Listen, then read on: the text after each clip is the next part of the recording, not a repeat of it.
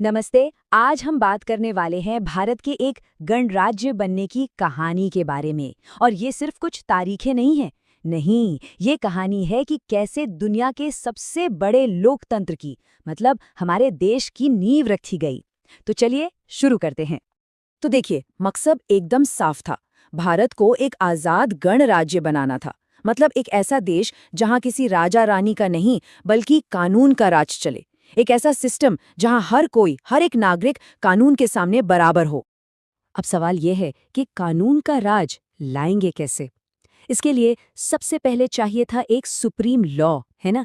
एक ऐसा दस्तावेज, एक ऐसी किताब जो पूरे देश को बताए कि चलना कैसे है। और बस यहीं से शुरू होती है कहानी एक कानून के बनने की। और इसी सुप्रीम लॉ को हम सब जानते हैं संविधान के नाम से। ये सिर्फ एक किताब नहीं है, बल्कि ये वो गाइडबुक है जिसमें वो सारे नियम, वो सारे सिद्धांत हैं जिनके हिसाब से देश की सरकार चलती है और हम सबके अधिकार और कर्तव्य तय होते हैं। अब आती है एक बहुत बहुत खास तारीख, 26 नवंबर 1949।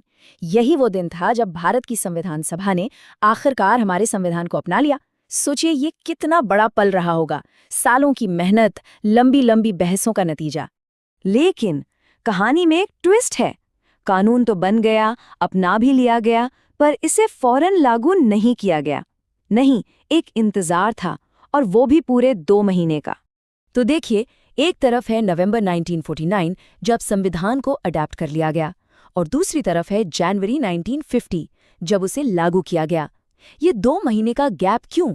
देश का सबसे बड़ा कानून तैयार पड़ा है, फिर भी इंतजार। अजीब बातें हैं ना? और यही सवाल इस पूरी कहानी का दिल है। आखिर क्यों किया गया ये इंतजार? क्या कोई कागजी कार्रवाई थी, कोई एडमिनिस्ट्रेटिव देरी, या फिर इसके पीछे कोई बहुत गहरा ऐतिहासिक राज छिपा था? चलिए पता लगाते हैं।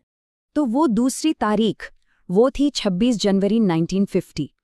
यही वो दिन है जब हमारा संविधान पूरी तरह से लागू हुआ और भारत सही मायनों में एक गणराज्य बना। और ये जान लीजिए, ये तारीख कोई इत्तेफाक नहीं थी, इसे बहुत सोच समझ कर चुना गया था।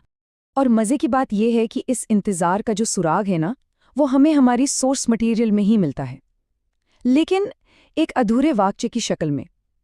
और यही चीज़ इस कहानी को और भी दिलचस्प बना देती है। अब ज़रा ध्यान से सुनिएगा। सोर्स में लिखा है 26 जनवरी की तिथि को इसलिए चुना गया था क्योंकि 1900, बस वाक्य यहीं पे खत्म हो जाता है। एक अधूरा सुराग जो एक बहुत बड़ी, बहुत जरूरी ऐतिहासिक घटना की तरफ इशारा कर रहा है। तो